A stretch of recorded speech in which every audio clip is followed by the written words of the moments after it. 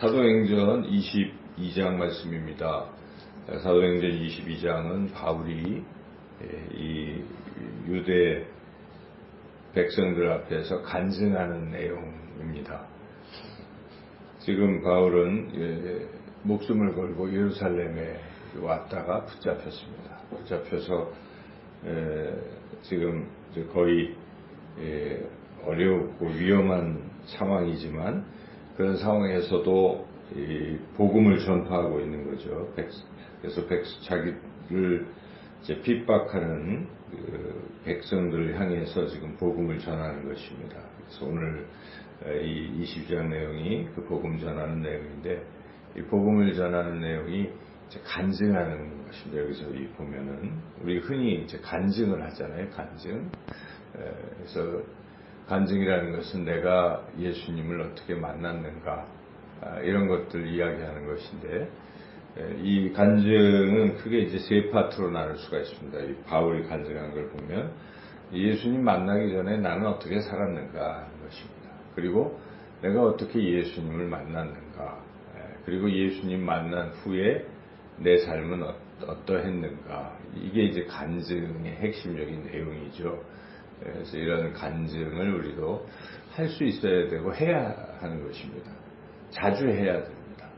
사도 바울은 이 간증을 또 합니다. 이제 우리가 얼마 뒤에 26장을 읽게 될 텐데, 26장은 이제 아그리빠 왕 앞에서도 또 똑같이 간증을 하는 모습을 우리가 볼 수가 있어요. 그래서 바울은 어떤 상황에서도 주님을 증언하는 것입니다. 내가 만난 주님이 어떤 분이고 또 그 주님이 나에게 무엇을 명령하셨는가를 이렇게 증언하고 있는 것인데, 오늘 이제 이 바울의 간증 내용을 살펴보면, 먼저 바울은 간증을 할 때도 그 듣는 사람 입장에서 간증을 한다는 것입니다. 듣는 사람의 눈높이에 맞추고 있다는 것이죠. 물론 간증의 내용을 지나치게 각색하거나 왜곡시키면 안 되죠. 그러나 표현을 할 때는 아이들에게 이야기할 때와 또 어른들에게 이야기할 때 다르게 이야기할 수 있잖아요. 그래서 그것은 얼마든지 그 상대방이 알아듣기 쉽게 그렇게 변화시킬 수 있다는 것이죠. 그러니까 항상 눈높이에 맞춰서, 듣는 이의 눈높이에 맞춰서 해야 된다는 것이죠. 지금 이 간증뿐만 아니라 앞서서 바울의 또 여러 차례 그 설교도 우리가 알 수가 있는데, 바울은 헬라 사람들, 또 그리스 아테네에 있는 사람들이 할 때는 또 지식 있는 사람들에 맞춰서 그렇게 설교를 했고, 또 유대인 회당에서 피시디아에서는 또 그렇게 또 하고, 이렇게 항상 눈높이에 맞춰서 설교하는 모습을 볼 수가 있는데, 지금 여기서도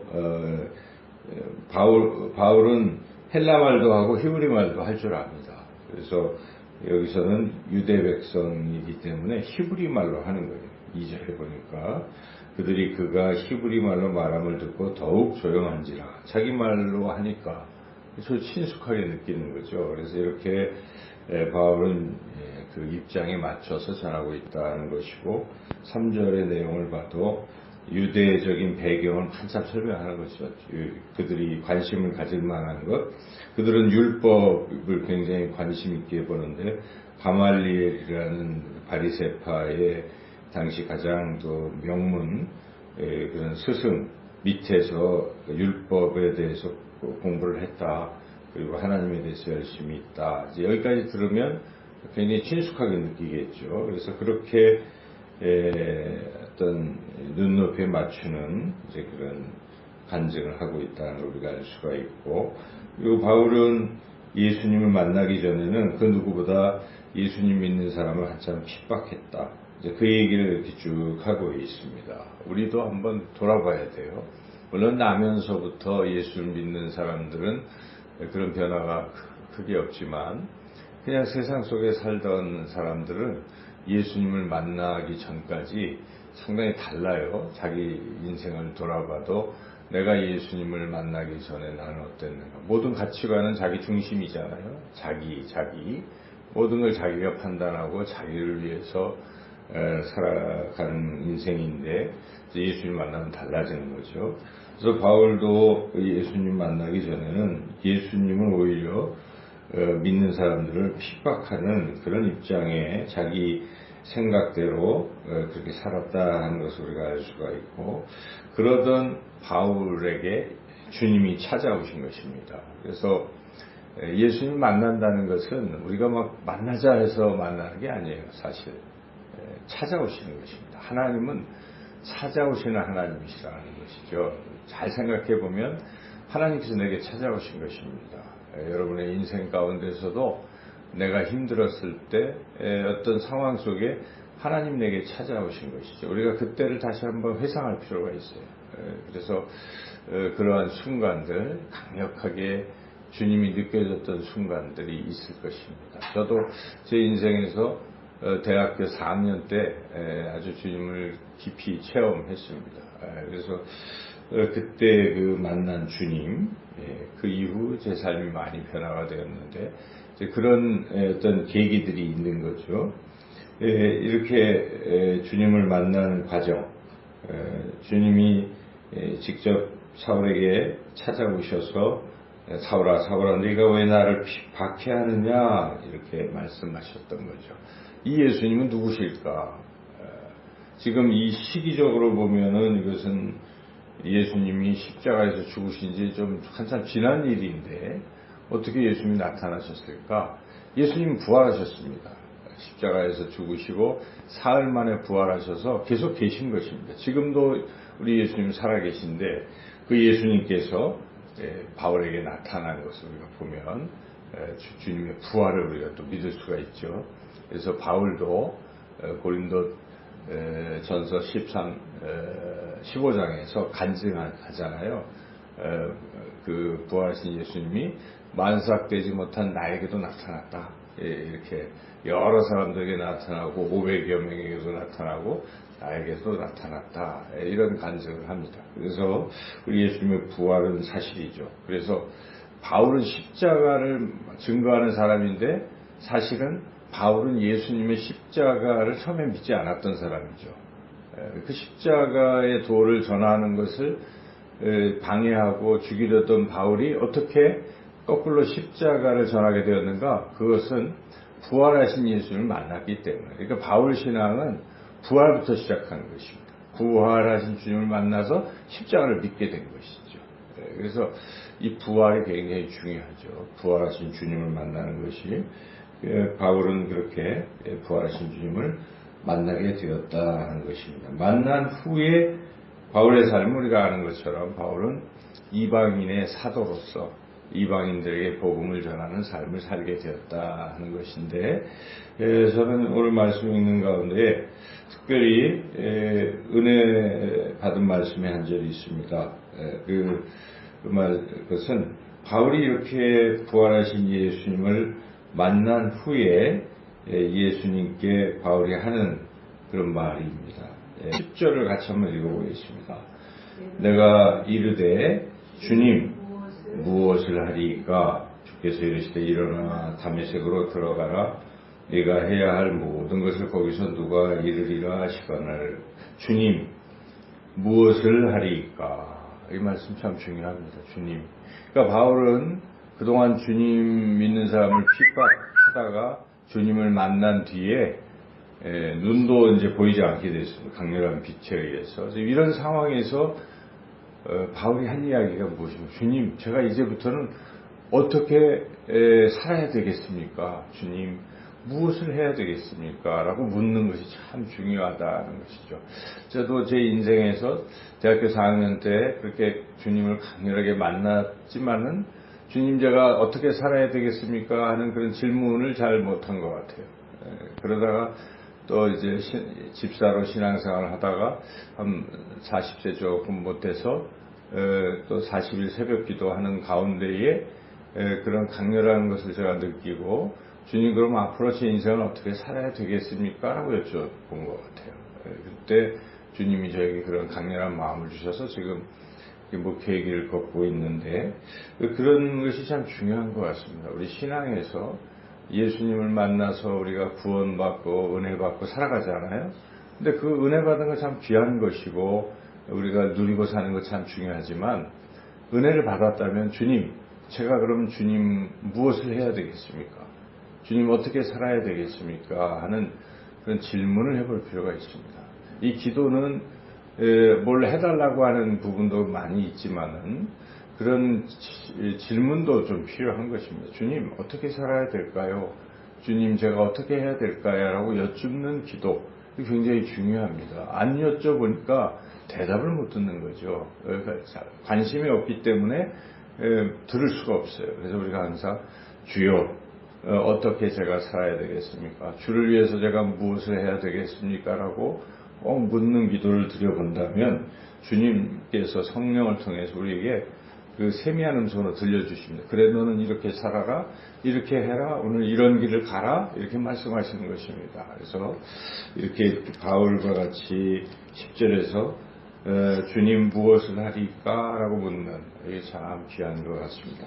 자, 이렇게 해서 바울이 주님께 여쭤보니까 물론 아나니아를 통해서 어떻게 해야 될 일을 주님이 이렇게 쭉 말씀해 주셨지만 바울이 직접 또 들어요. 여기서는 이제 다메섹에서 이렇게 아나니아를 통해서 듣다가 바울이 다시 성전 예루살렘으로 갑니다. 예루살렘 성전에서 또 기도하고 있는 거예요, 바울이. 그래서 예루살렘 성전에서 기도하는 중에 주님이 친히 다시 나타나셔서 말씀하신 것. 17절에 보면 후에 내가 예루살렘으로 돌아와서 성전에서 기도할 때에 황홀한 중에 18절 보라 주께서 내게 말씀하시되 하고 이제 주님의 말씀이 나오는데 주님의 말씀은 그거입니다. 지금 예루살렘에 자꾸 있지 마라. 여기서 나가라. 네가 할 일은 이방인에게 가서 복음을 전하는 것이다. 라고 주님이 그에게 할 일을 말씀해 주십니다. 그래서 여기에 보니까 21절 한번 읽어보겠습니다. 나더러 또 이르시되 떠나가라. 내가 너를 멀리 이방인에게로 보내니라 하셨느니라. 너는 이방인의 사도로 내가 불렀기 때문에 가서 네가 할 일 무엇을 하리까 물어본 것에 대한 주님의 답변은 이방인에게로 가서 복음을 전하라. 그래서 바울은 이것을 가슴에 두고 지금 이렇게 계속 이방인에게 가서 선교여행을 1차, 2차, 3차 또 이렇게 예루살렘으로 가서 로마에 가리라 하는 그 마음 때문에 사실 예루살렘을 간 거거든요. 그래서 그의 마음, 그의 원하는 대로 하나님께서 그를 로마 감옥으로 보내시면서 거기서도 또 전파하고 또 석방돼서 그렇게 또 전도하는 끝까지 그리고 결국 순교했지만 이렇게 바울은 이방인의 사도로 남은 생을 보낸 것입니다. 그래서 그런 일들이 이제 여기 쭉 간증하는 내용이 나오고 그리고 간증한다고 다 듣는 게 아니에요. 이렇게 간증을 하면 다 은혜 받고 아멘 하고 다 예수님 믿으면 얼마나 좋겠습니까만은 안 듣는 사람이 있어요. 오히려 여기 보니까 바울이 간증을 했더니 어떻습니까? 이들이 막 옷을 벗어던지고 티끌을 공중에 날리고 죽이자 하고 더 흥분해버리는 이런 일들이 있었지만 그래도 바울은 어쨌든 복음을 전하는 것입니다. 우리는 결과가 어떻다 해서 실망하거나 멈추거나 해서는 안 되는 거죠. 우리가 교회가 작고 아무리 전도해도 사람들이 복음을 안 듣는다 해서 이거 뭐 할 필요 없다 하면서 멈춘다면 이건 잘못된 것이죠. 우리는 때를 얻거나 못 얻거나 항상 전도하는 것입니다. 씨를 뿌리는 것입니다. 열매를 거두시는 분은 하나님이십니다. 하나님이 하시는 거예요. 영광도 하나님이 받으시는 것입니다. 그래서 우리는 그저 하면 되는 거예요. 복음을 전하는 것이죠. 바울은 지금 그런 마음으로 그들이 안 듣고 자기를 도리어 죽이려고 할지라도 여전히 굽히지 아니하고 바울은 복음을 전했다 하는 것이 오늘 22장의 내용입니다. 우리가 오늘 말씀 가장 중요한 것 간증을 해야 된다는 것이 바울처럼 하나님 내게 베푸신 은혜를 사람들에게 자꾸 이야기하는 거예요. 그래서 굉장히 귀한 것입니다. 말 안 하고 그냥 은혜만 누리는 것은 잘못된 것이죠. 은혜는 나눠야 더 커지는 것이고 나눠야 새로워지는 것입니다. 여러분 우물 물이 그냥 계속 고여 있으면 썩잖아요. 샘물의 물도 고이면 썩어요. 자꾸 퍼야 돼요. 푸고 하면 새롭게 또 솟아나는 것입니다. 그래서 우리 인생에서 받은 은혜를 자꾸 남들에게 전하고 또 가진 것을 나누어 주는 것이 참 귀한 삶이다 하는 것입니다. 어제 저는 또 마음이 참 기뻤어요. 우리 섬나 아이들이 지금 한 8개월밖에 안 됐는데 놀랍게 변화했어요.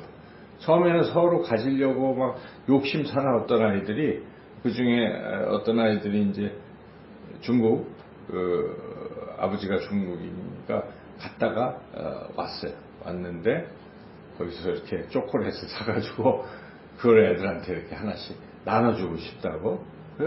얼마나 좋아요. 그래서 내가, 야, 우리 여기 이름이 뭐지? 섬나, 섬기고 나누자. 그래서 따라서 해, 섬기자, 나누자. 그래서 같이 구호를 외쳤는데 애들이 막 좋아해요. 그래서 그런 마음이라는 게 자꾸 커지잖아요. 그래서 우리가 이 남들에게 베푸는 거는 참 좋은 것입니다. 베푸면 하나님은 베푸는 자에게 더 채워주시고 베푸는 사람으로 사용하신다는 것입니다. 움켜쥐면 더 이상 없어요. 그래서 우리 은혜를 자꾸 사람들에게 간증하는, 복음 전파라는 게 다 어려운 게 아니에요. 그러니까 십자가의 복음을 우리가 알고 있어야 돼요. 우리 조그만 전도지가 있으니까 보시고 알고 있고, 그 다음 단계는 무엇입니까? 자기 삶을 곁들여서 간증을 하시면 돼요. 그러니까 여러분들이 늘 간증문 하나는 써야 돼요. 써봐야 돼요. 자기 스스로 나는 어떻게 예수님 만나기 전에 어땠지?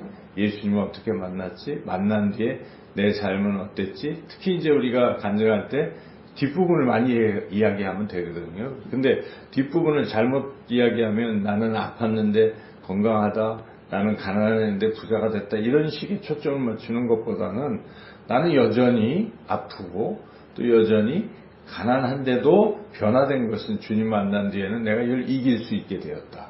나는 평안을 유지할 수 있게 되었다 하는 이런 게 더 힘이 있는 거예요. 그래서 여러분들이 그렇게 주님 만난 뒤의 삶의 변화들을 자꾸 성도들끼리도 나누시고 또 믿지 않는 사람들에게 간증하는 그런 오늘 하루도 주님이 기회를 주신다면 그런 간증의 삶을 살아가시기를 주님의 이름으로 축원합니다.